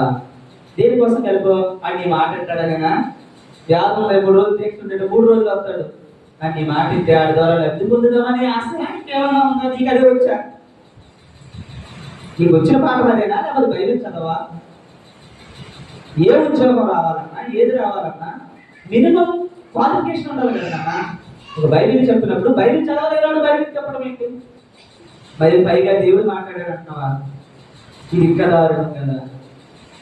దేవుడు బైబిల్లోనేమో మనతో మాట్లాడుతుంటే నీతో డైరెక్ట్గా మాట్లాడా? మాట్లాడితేనే ఉంటావా? అమ్మా మీరు ఎలా నమ్ముతున్నారు అమ్మది? దేవుడు మనిషితో డైరెక్ట్గా మాట్లాడితే ఆడెక్కడ ఉంటాడమ్మా ఈ శరీరంతో? దేవదూతం చూసినందుకే మోసే కింద పట్టాడు కదా. ఇది చూసాడా? ఒక పక్కన చూసాడు అంతే. ఇందుకే దేవుడు చూసాడు అనుకుంటారేమో మీరు. దేవదూతం పక్కన చూస్తేనే కింద పట్టాడు. అలాంటిది దేవుడు నీ పక్కన కూర్చుంటే నీకు ఎలా ఉంటుంది పరిస్థితి? ఇవన్నీ మీరు నమ్ముతున్నారు పాప అమ్మాయికి. ఏం లేవు బైబిల్లో. ఒక మెరుపులాగా వచ్చింది. ఇంకా దారుణం చెప్తే చూడండి మీకు. ఒక ఆవిడంట ఒక పాస్టర్ గారి దగ్గరికి వచ్చి, నా దగ్గర కూడా చాలా మంది వస్తుంటారు, చెప్తాను. ఆవిడ వచ్చి రాత్రి ఒక పాస్టర్ గారు లాగా అలాగా అంగి వేసుకుని అలాగ వచ్చి మాట్లాడుతున్నాను. ఇందుకు ఎవరో నేను మాత్రం కాదు కదా. నాకైతే చెప్తుంటే అర్థమైపోతుంది, నాకు విషయం అర్థమైపోతుంది. ఎవరో తెలుస్తలేదు. తెలుగు వచ్చేస్తుందంట ఆవిడ. తెలుగు ఎందుకు ఏమన్నానమ్మా అంటే, ఏమన్నానో తెలుసా? చాలా ఆశ్చర్యంగా ఉంటుంది. వాళ్ళ అక్క కూడా చచ్చిపోయిందంట. వాళ్ళ అక్క వస్తానని చెప్పాడంట. వాళ్ళ అక్క వస్తుంది, ఎప్పుడో ఎక్కడో చచ్చిపోయిందని అందరూ అనుకుంటున్నారు, మీ అక్కడి దగ్గరికి వస్తుందని చెప్పిందంట. ఎవరు చెప్పారు ఇక్కడికి వచ్చి? ఇంతకీ ఎవరింతకైనా జాగ్రత్తగా చూస్తే మొహమాట పడకమ్మా, ఎవరు కనీసం లోపం తెలుస్తుంది కదా, ఎవరి లోపల చెప్తాను అన్నాను. ఆ లోపల వచ్చి పాస్టర్ గారిలాగా వచ్చేది. ఓహో అంటే పాస్టర్ గారిలాగా వచ్చాడు అంటే పాస్టర్ గారు అనేసరికి నీకు ఒక కోటు, ఒక సూటు, అలాగే నీకు ఒక సెట్ కనబడతాయి. కానీ అప్పుడు నీవు మనసులలో ఆలోచించుకున్న ఆలోచన ఏంటంటే, అలా వచ్చి అంటే నీ ధ్యాసది, నీ ధ్యాసని బ్రహ్మపంచ ఆత్మ వచ్చింది. ఇది చెప్పినాక 5 సంవత్సరాలు అయింది, ఇప్పుడు కానీ అక్కడ ఏమా. అప్పుడు ఈవిడేంటి ఆయన దగ్గరికి నాకు తెలియకుండా మళ్ళీ ఆయన దగ్గరికి వెళ్ళి అడిగితే, లాస్ట్ 3 రోజుల తర్వాత రాలేదా తల్లి అన్నాడట. ఆయన చూడండి ఎన్ని రోజుల తర్వాత వచ్చాడంటే లాజరు సమాధిలో ఉండి కుళ్ళు పోయినా లాజరు తిరిగి రాలేదా? తప్పకుండా వస్తుంది దర్శనం అది అన్నాడట. మరి ఈయనకి ఎంత దర్శనం వచ్చిందో చూడండి. ఎప్పటికైనా వస్తుంది అది అసలు? ఎప్పటికైనా జరుగుతుంది అసలు? ఇతను ఎలా చెప్పొచ్చా? బైబిల్ వదిలేసి మాత్రం ఒకడు వచ్చి నీకు 2 రోజుల తర్వాత 2 రోజుల్లో వచ్చేస్తుందంటే రావాలి కదా మరి. అంతే. అప్పుడు ఆ దర్శనం ఈయన చెప్పి మాట ఒకటైంది. ఒకటి అవగానే ఆయన వదులుతారా? ఆయన చెప్పులు కూడా వేసారు. ఆవిడ నాకు చెప్పులు కూడా వేసేస్తా తెలుసా? నేనేం చెప్పకపోయినా నాకు చెప్పులు వేస్తుంది. సరిగ్గా చెప్పులు దొరుకుతూ ఉంటుంది ఆవిడ. అంటే ఆవిడకి అదనమాట. అలాంటి వాళ్ళని ఎంత మాయ చేసేస్తున్నారంటే, ఆయన ఎప్పుడో పెడతారంటే స్వస్థతకు సంబంధించిన రోజు వెళ్ళిపోతుంటారు నడుచుకుంటుంది చచ్చుబెట్టి. ఇలాగా ఏం చెప్తే వింటారు కాదు. ఎంత మాయ చేసేస్తున్నారు. ఒక్కటి ఉందంటున్నా అది నిజమా? మంచి అబద్ధం. నాతో చెప్పాను, నేను దేవుడితో మాట్లాడి వచ్చినా నాతో చెప్పానండి. అవగాహన ఎందుకు మాట్లాడేది చెప్తాను. నా దగ్గర చెప్పరు, నన్ను ఏమి చేయలేడు, నన్ను ఏమి మాట్లాడలేడు, నా దగ్గర నాటకాలు కుదరు. మరి ఎవరి దగ్గర కుదురుతాయి? అమాయకులైనటువంటి ప్రజల దగ్గరే కుదురుతాయి. అసలు ఉపవాసాలు పేరటే ఇన్ని నాటకాలు ఆడుతుంటే అసలు ఉండాలి. ఇప్పుడు ఇది మీరు చదివిన దాంట్లో ఎక్కడైనా ఉండాలి కాబట్టి ఏమి తిందుమో, ఏమి తాగుదుమో, ఏమి ధరించుకుందుమో అనే చెప్తుంది నాన్న. దాని గురించి నువ్వు అసలు అడగకు.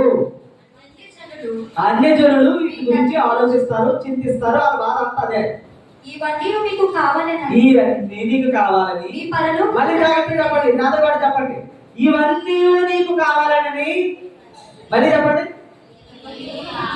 మామూలు అందరూ చెప్పాలి. ఏవన్నీ?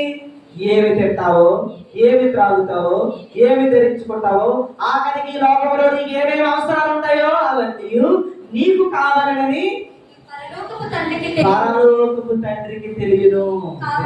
కాబట్టి మీరు ఆయన రాజ్యమును, మీరు దేవుని యొక్క రాజ్యమును, నీతిని మొదట వెతుకుడి. మొదట వెతకండి, అప్పుడు అవన్నీ మీకు అనుగ్రహింపబడును. చప్పట్లు పడి దేవుని నామమున. ఇంతకీ ఇప్పుడు వస్తాయి ఇవి జాగ్రత్తగా మళ్ళీ చెప్తున్నాను. మరి విన్న వాళ్ళు నిర్ణయాలను మళ్ళీ వినండి.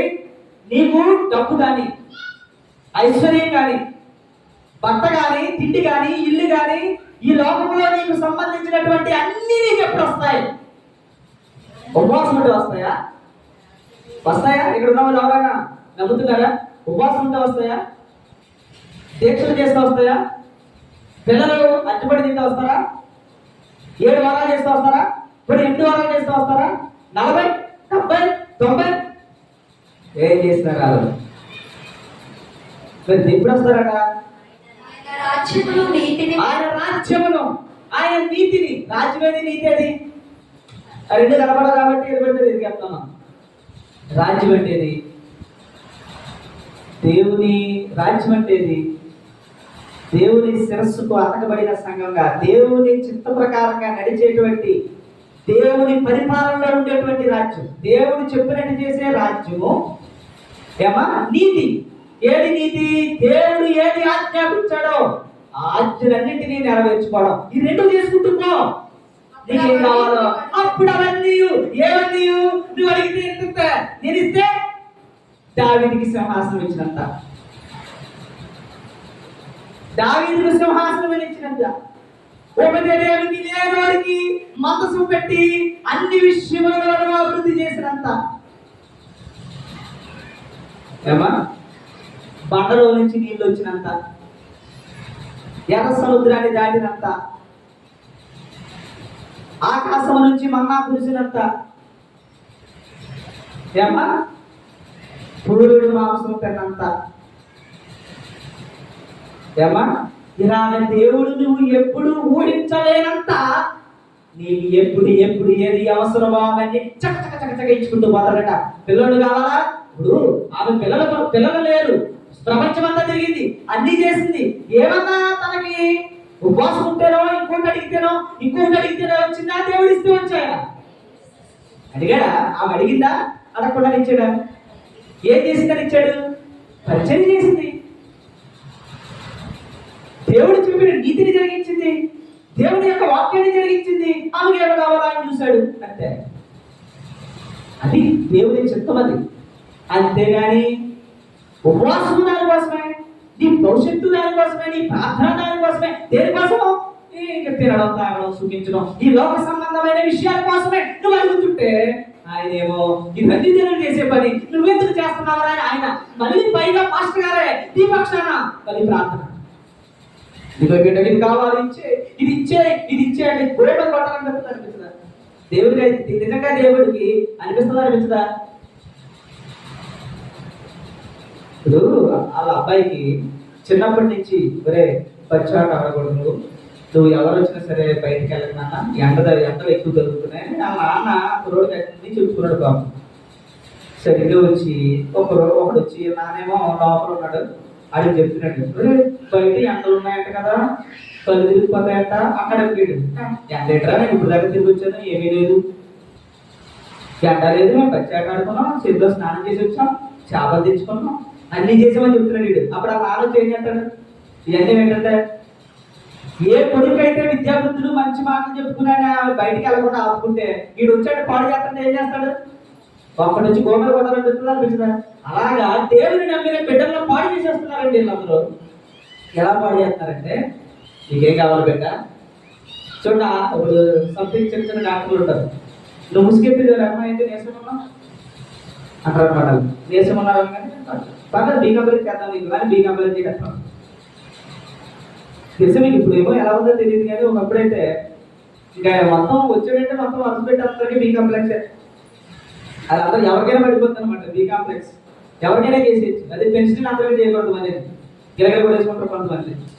సో అందుకని వాళ్ళకి అవసరాలను బట్టి మనిషిని ఎలా చేస్తున్నారంటే మభ్య పెట్టుతూ మోసం చేస్తూ ఉన్నారు. అందుకే నిజానికి అది ఉందామా? శరీర సంబంధమైన విషయాలు నేను ఉపవాసం ఉండి అడగమన్నాడా? ఆయన గురించి వద్దన్నాడా? అది అన్ని జనులు చేసే పని అన్నాడా? లేదా నువ్వు చేసే పని అన్నాడా? మరి నేనవద్దండి నీ పక్షాలు నేను చేసి నీకు ఇది కావాలి అది కావాలి. మరి ఎవరంటున్నాడా? పోనీ ఆయన త్యాగం చేసేరా అంటున్నాడా? నీకు ఏది కావాలన్నా నాకు తెలుసు, అవన్నీ నీకు మొదట నా రాజ్యాన్ని నీతిని వెతుకు, ఆ తర్వాత నీకు ఇవన్నీ సంక్రమించబడతాయి. దేవునికి స్తోత్రం. ఆయన ఆయన అన్నారంటే నీలాంటి వాడు అనుకుంటున్నావా? ఆయన ఇస్తే ఆయన ఇస్తారో తెలిసేది నీకు? ఆయన ఇచ్చేది చూడండి, మీరు అడిగితే ఏమొస్తుందండి? నాన్న ఇవ్వాలనుకుంటే ఎలా ఉంటుందో, నువ్వు అడిగితే ఎలా ఉంటుందో త్వరలోనే నువ్వు చూస్తావు. అందుకని శరీర సంబంధమైన విషయాల కోసం ఉపవాసం ఉండమని అడిగేస్తున్నావు. అసలు ఉపవాసమే దేనికోసం ఉండాలి? నీ పాపపు స్థితిని ఒప్పుకోవడానికి, నీళ్ళ కుమ్మరించినట్టు కుమ్మరించడానికి ఉపవాసం ఉండి దేవుని ఎదుట నీ పాపపు స్థితిని, దేవుని ఆజ్ఞలను నెరవేర్చకుండా నువ్వు చేసిన తిరుగుబాటుని దేవుని దగ్గర ఒప్పుకోవడానికి ఉపవాసం తప్ప శరీర సంబంధమైన కోరికలను అడగడానికి కాదు అని ఖచ్చితంగా దేవుని వాక్యం మనకి చెప్తుంది. ఎప్పుడు ఉపవాసం ఉండి అలాంటివి ఏమి అడగకండి. ఏమా? తర్వాత అదే విషయాన్ని మనం జకర్యా గ్రంథంలో చూద్దాం. ఏమంటుంది? జకర్యా గ్రంథం 7వ అధ్యాయం 5వ వచనం. దేశము జనులందరినీ యాజకులను ఈ మాటలు తెలియచేయవలెను. ఈ జరిగిన 70 సంవత్సరములు ఏటేటా 5వ నెలను 7వ నెలను మీరు ఉపవాసం ఉండి దుఃఖము సలుపుచూ వచ్చినప్పుడు ఇలా ఉపవాసం ఉండి ప్రార్థన చేస్తారు. ఎందుకు ఇలా బాధ అంతా ఏంటంటే, ఏమో జాగ్రత్తగా వినండి, నేను ముగించేస్తాను, ఒక 10 నిమిషాల్లో ముగిస్తాను, కంగారు పడకండి. ఎందుకు ఉపవాసం ఉండాలి, ఏం అడగాలి, ఎలా ఉపవాసం ఉండాలి అని నేర్చుకున్నాం. ఎందుకు ఉపవాసం ఉండాలన్నది, ఉపవాసం ఉండి మీరు ఏం చేయాలన్న విషయాన్ని మీకు చెప్తున్నాను.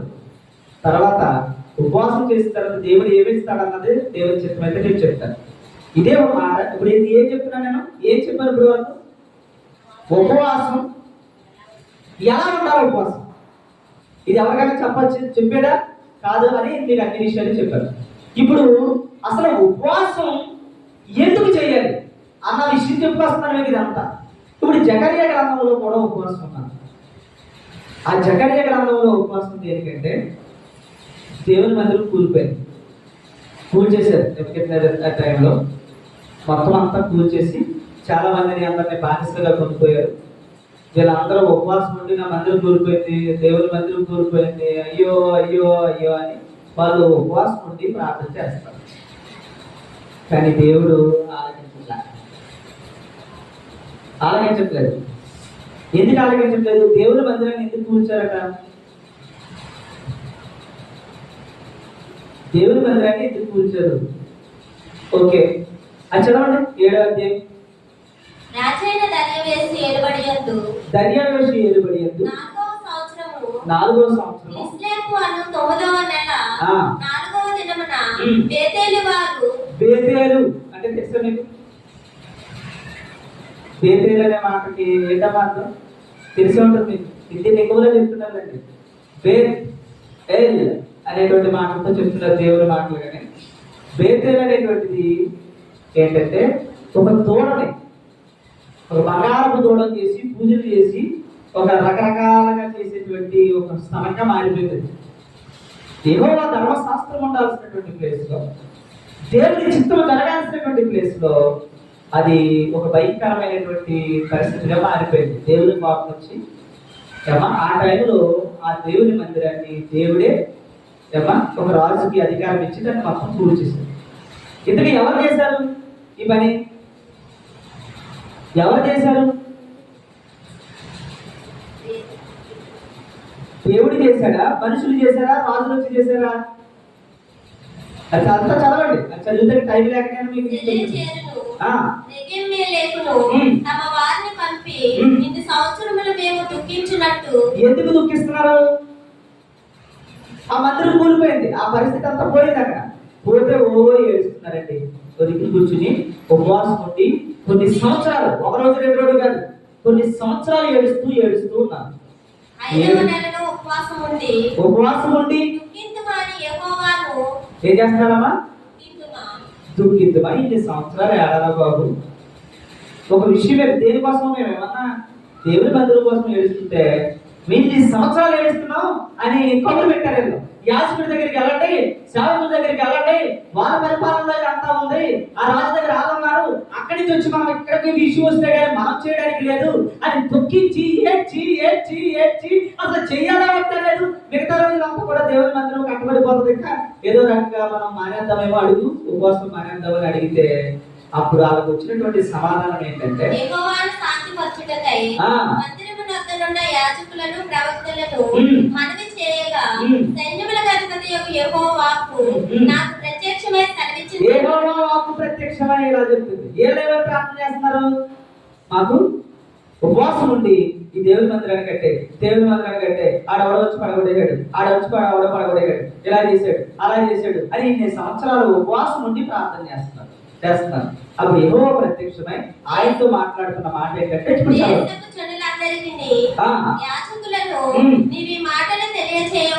అందరికీ విషయం తెలియండి అని యెహోవా చెప్తున్నాడు అన్నమాట. ఈ 70 సంవత్సరాలు ఏటా 5వ నెలలో 7వ నెల మీరు ఉపవాసం ఉండి దుఃఖము ఏడ్చి ఏడ్చి ఏడ్చి చేస్తున్న పని అంతా నా యందు అసలు భక్తితో ఉపవాసం చేశారా మీరు అని అడుగుతున్నారు. వాళ్ళు ఏం చేస్తున్నారు? ఏడ్చారా లేదా? ఈ రోజున సంఘాలు ఏడుతున్నారు లేదా? మీరు చాలా జాగ్రత్తగా ఈ మాట ఎందుకు చేస్తున్నాడు అనే విషయం ఏంటంటే దేవుని మందిరం కట్టాలి. ఏమా మంచి పాయింటా కాదా? పాయింట్ మంచిదేనా? చేస్తున్నారు. యెహోవా చెప్తున్నాడు మీరు భక్తిగానే చేసిరా అని అడుగుతున్నాడు. మరియు ఆహారము పుచ్చుకునేటప్పుడు ఇప్పుడు ఆహారం పుచ్చుకోవడం అంటే ఏంటి? మరి ఎవరైనా ఉపవాసంలో ఆహారం పుచ్చుకుంటాడు ఏంటండి? 2 విషయాలు చెప్తున్నాడు. మొదటి విషయం ఏమో ఉపవాసం ఉండి చేస్తున్నారు అది మీరు భక్తిగా చేస్తున్నారా అన్నాడు. ఇంకొకటి అన్నం తింటూ చేస్తున్నారు అన్నాడు. చూసారా?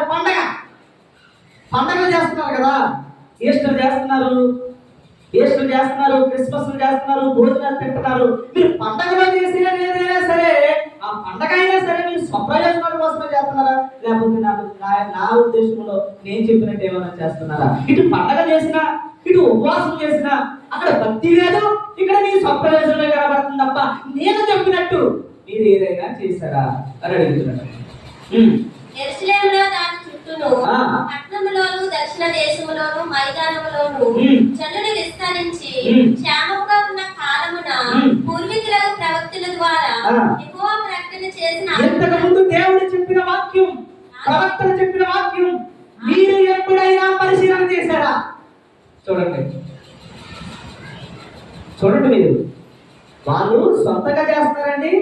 ప్రవక్తలు చెప్పినట్టు చేస్తున్నారా? వాక్యం చెప్పినట్టు చేస్తున్నారా? సొంతంగా ప్రకటించుకున్నారా?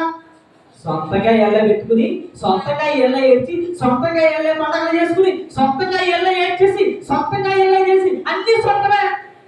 అప్పుడు యెహోవా ప్రత్యక్షమై చెబుతున్నటువంటి మాట ఏంటంటే నీకు భక్తి ఎదురా, నువ్వు పండగ చేస్తే నీ స్వప్రయోజనం కోసం, నీ తిండి కోసం, నీ పండగ కోసం, నీ ఆనందాల కోసమే చేస్తున్నావు. కానీ పండగైనా ఉపవాసం ఉండి చేస్తున్నది భక్తి లేకుండా చేస్తున్నావురా?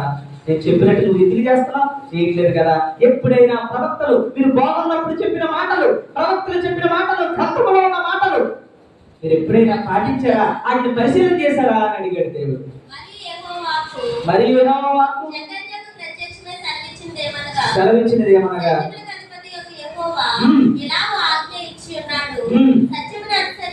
సత్యమును అనుసరించి తీర్పు తీర్చుడి, ఒకరి యందు ఒకరు కరుణా వాత్సల్యమును కనపరుచుకొనుడి, విధవరాండ్రను తండ్రి లేని వారిని పరదేశులను బాధ పెట్టకుండా దేవుని చిత్తాన్ని నడుచుకోండి. ఇదే బాగుంది. నీ హృదయమందు సహోదరులను ఎవరికి కీడు చేయకుండా దేవుడు చెప్పినట్టుగా బ్రతకండి అని చెప్పాడు. ఇందుకే ఈయన చేసిన ఉపవాసం పోయింది, యెహోవా గారు చేసిన పండుగలు పోయింది. దేవుడు ఏమన్నా అంగీకరించాడా? అంగీకరించలేదు. సేమ్ అదే టైంలో అదే మందిరం కొరకు అదే బాధ కొరకు దానియేలు ఏం చేస్తున్నాడో నాకు మీకు తెలియించాను 9వ అధ్యాయం. దానియేలు అదే టైంలో అదే పీరియడ్ లో వాళ్ళందరినీ కూడా బానిసలుగా కొనుక్కోబడుతున్నప్పుడు దానియేలు చేస్తున్నటువంటి ప్రార్థన, దానియేలు చేస్తున్న ఉపవాసం ఈ రోజున నిన్ను నన్ను మార్చాలి. ప్రియమైన వారి వాళ్ళారా, ఇది ఉపవాసం ఎలా చేశారు? దేవుడు లెక్క చేయలేదు. యెషయా గ్రంథంలో ఉపవాసం ఉన్నారు, అసలు దేవుడు పట్టించుకోలేదు. కానీ ఇక్కడ దానియేలు చేస్తున్న ప్రార్థనను దేవుడు అంగీకరించాడు. చదవడం మాట 9వ అధ్యాయం 3వ వచనం నుంచి. గోనెపట్ట కట్టుకుని వేసుకుని ఉపవాసం ఉండి ప్రార్థన విజ్ఞాపన చేస్తున్నాడు. ఒక్కటైనా దానియేలు చేస్తున్నటువంటి ప్రార్థనలో 19వ వచనం వరకు ఉంది. 19వ వచనం వరకు దానియేలు చేస్తున్నటువంటి ప్రార్థనలో ఒక్కటైనా స్వప్రయోజనం ఉందేమో చూపించింది నాకు ఈరోజు నేను ముగిస్తాను. ఒక్కటైనా ఎవరెవరి కోసం ప్రార్థన చేసేది రెండు పాయింట్లు చదవండి. అంతట నేను గోనెపట్ట కట్టుకుని ధూళి తలపైన వేసుకుని ముందుకు వచ్చారు. మేమైతే నీ దాసులకు ప్రవక్తలు నీ నామమును బట్టి మా రాజులకు మా అధిపతులకు మా పితరులకు యోగేశ్వరుడు జనులందరికీ నీ చెప్పిన మాటలను ఆలకింపక ఆయన చెప్పిన పని ఏమి చేయక చూడండి ఎలా కోరుకుంటాడు దాన్ని. మేము నువ్వు చెప్పిన పని ఏమి చేయలేదు, మా పిల్లలతో చెప్పావు, మేనకుంటూ చెప్పావు, మా ఊళ్ళో అందరికి చెప్పావు, నువ్వు గ్రంథంలో చెప్పావు, అన్ని చేసావు. కానీ నువ్వు చెప్పింది ఏమీ మేము ఆలకింపక నీ ఆజ్ఞలను విధులను అనుసరించడం మానేసి పాపులమును దుష్టులమునై ఏం చేస్తున్నావు? చెడుతనమందు ప్రవర్తించుచు తిరుగుబాటు చేసిన వారను ఒప్పుకుంటాడండి. పాపాలు ఒప్పుకుంటాడా దానియేలు? ఆయన గురించి చెప్పుకుంటాడా, ఊళ్ళో అందరి గురించి చెప్పుకుంటాడా? అంటే మేము ఏంటంటే నువ్వు చెప్పిన పని ఏమి చేయకుండా మేము పాపం చేసి దుష్టత్వం చేసి ఇదిగో ఇలాంటి చెడు చేయనందువల్లే మాకు ఈ మందిరానికి వచ్చావు, మాకు ఈ బాధ వచ్చింది, ఈ కష్టం వచ్చింది, ఈ ఇబ్బంది వచ్చింది, ఈ బాధితులుగా ఈ బ్రతుకు వచ్చింది, మమ్మల్ని క్షమించు ప్రభువా. నీవు అన్యాయం చేయడం అనేది అసంభవం. ఏం చేసిన తప్పు బట్టి శిక్ష మేము అనుభవిస్తున్నాము తప్ప నువ్వు చేసింది కాదని ఉపవాసం ఉండి, గుర్తుపెట్టుకోండి, ఉపవాసం ఉండి ఎవరెవరిని విడుదల చేసుకుంటున్నాడు?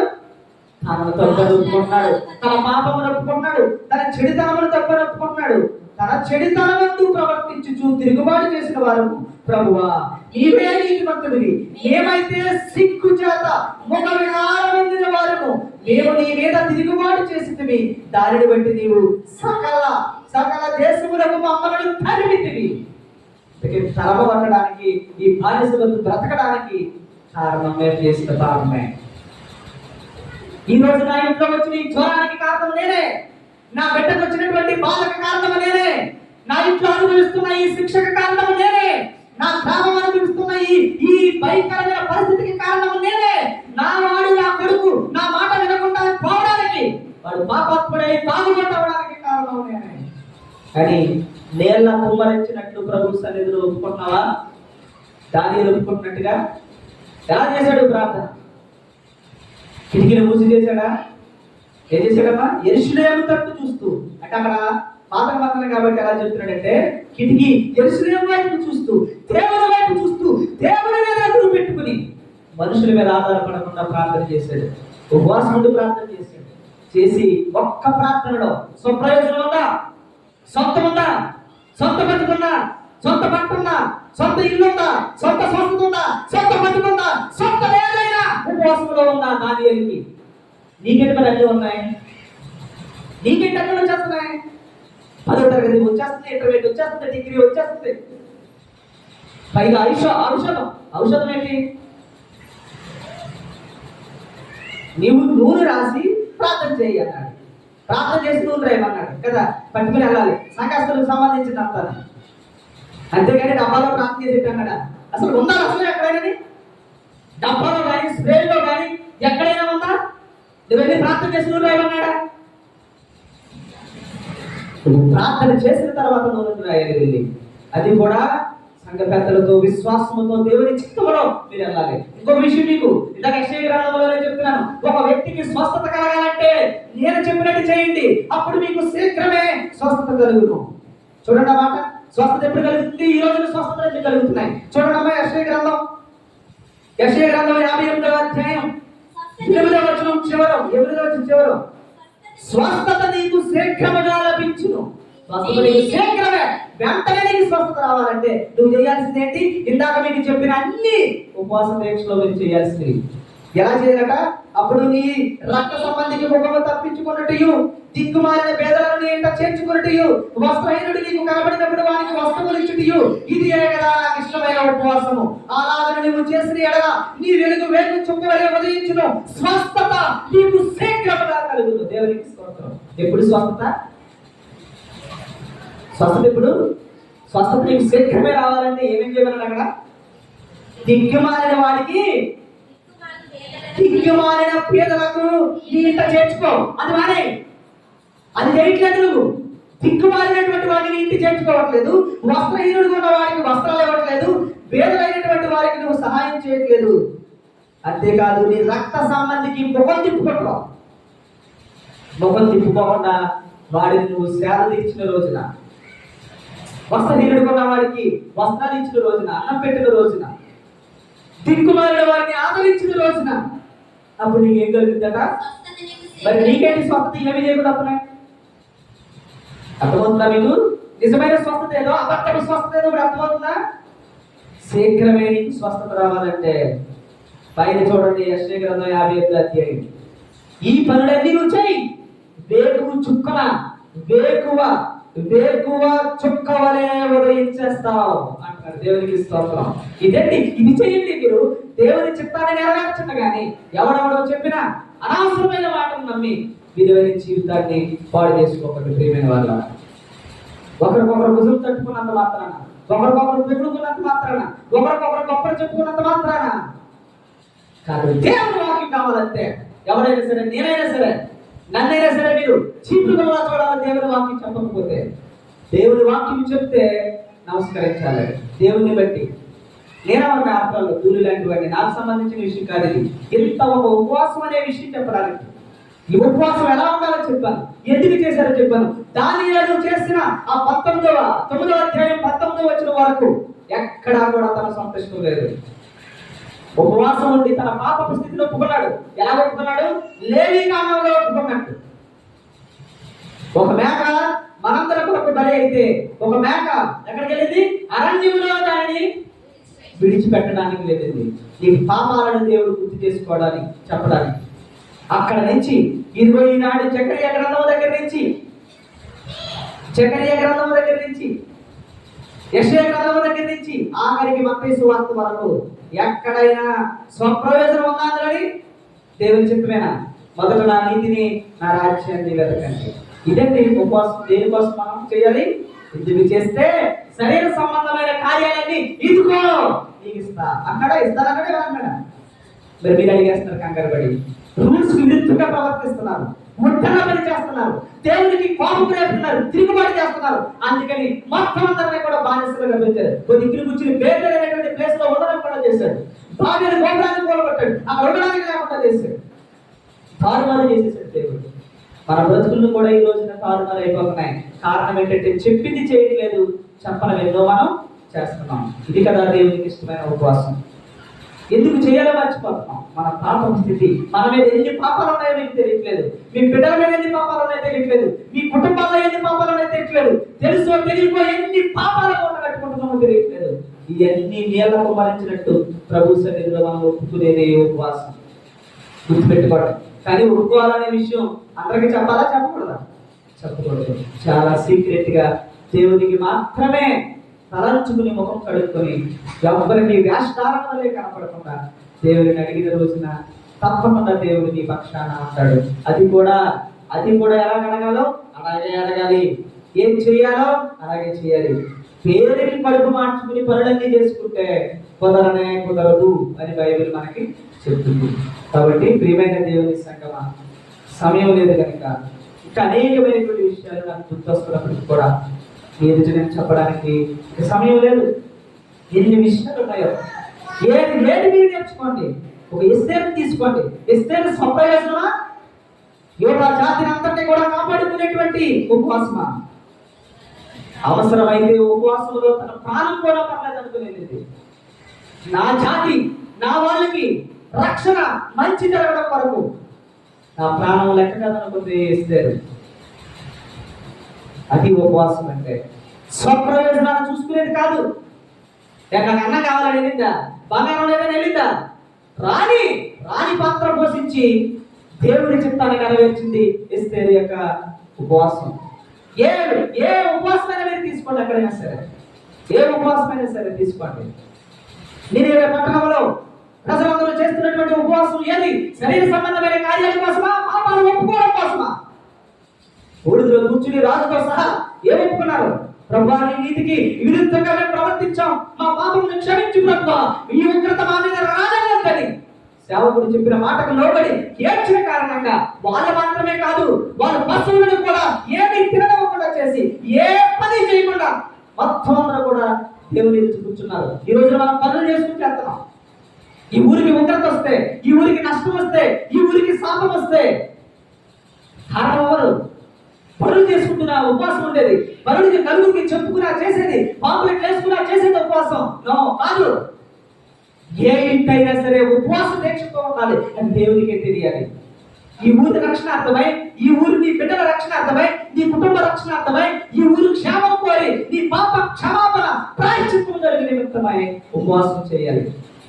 అందుకని ఉపవాసం ఎప్పుడైతే ఉపవాసం ద్వారా నువ్వు దేవునికి ఇష్టమయ్యావో శీఘ్రమే స్వస్థత వస్తా లేదా? ఆటోమేటిక్ ఏదో వచ్చేస్తున్నాయి. ఆయన నీతిని, ఆయన రాజ్యాన్ని వెతికిన కారణంగా స్వస్థత వచ్చేస్తుంది. నీకు ఈ శరీర సంబంధమైన అవసరాలన్నీ ఇంట్లో పడిపోతాయి, వచ్చి ఆరోగ్యం వచ్చేస్తుంది, ఐశ్వర్యం వస్తుంది, దీవెనలు వస్తున్నాయి, మేలు వస్తున్నాయి. నీ బిడ్డ బాగుంటున్నాడు, నీ బిడ్డ ఆరోగ్యంగా ఉంటున్నాడు, నీ బిడ్డ నీ మాట్లాడుతున్నాడు, అన్ని మంచిగా జరిగేస్తున్నాయి. ఇవన్నీ మానేసి ఆయన నీతిని, ఆయన రాజ్యాన్ని విడిచిపెట్టేసి నీ పాప ప్రక్షాళన జరగకుండా నువ్వు నాకు ఇది కావాలి, నా బిడ్డకి జ్వరం తగ్గాలి, నాకేమో ఇల్లు కావాలి, నాకేమో ఇది కావాలి, అది కావాలని అనవసరమైనటువంటి రాత్రాంతం దేవుడి దగ్గర చేస్తుంటే మొత్తం అందరిని కూడా విసిరి కొట్టి బయట పాడేస్తున్నాడు. మేము ఆయాసపరుచుకుని చూడగా నా మాట వినవా అంటున్నామా? నన్ను లక్ష్య పెట్టవా? ఏమేమో భక్తి లేకుండా ప్రార్థన చేస్తారంటే ఎన్ని సంవత్సరాలు చేశారో, ఒక్కరైతే 2 రోజులు కాదు, సంవత్సరాలు చేశారు. అయినా మీకు భక్తితో చేశారా, స్వప్రయోజనం కోసం చేశారా అని అడుగుతున్నాడు జగన్. కాబట్టి ప్రియమైన వారులారా, ఉపవాసం అంటే ఈ రోజు మీరు నేర్చుకున్న పాఠం. స్వప్రయోజనాల కోసం అడిగేది ఉపవాసం ఎంత మాత్రం కాదు. ఏం అడగలవు, ఎలా అడగలవు, ఈ 2 నేర్చుకున్నారు. ఏమి సాధించారో రేపు చెప్తారు. రేపు ఇంకో పాస్టర్ గారు వస్తారు, ఆయన ముందు ఆయన తర్వాత నేను 10 నిమిషాలు 20 నిమిషాలు మాట్లాడతాను. రేపు మాత్రం అందరూ తీసుకురండి.